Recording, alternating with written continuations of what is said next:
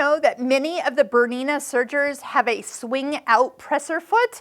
It really is a nice space saver to help get your hands in. If you're moving needles around or doing some cleaning, you can slide that out of the way for easy access into this area. Usually I like to have it so if I'm needing help getting my needle threader in there, or again I'm switching from serger to cover stitch, I can kind of see where I'm going with a little bit of assistance. I actually just had somebody in class last night, in a serger class, and she had owned a Bernina in the past, but had recently upgraded to a different brand of machine.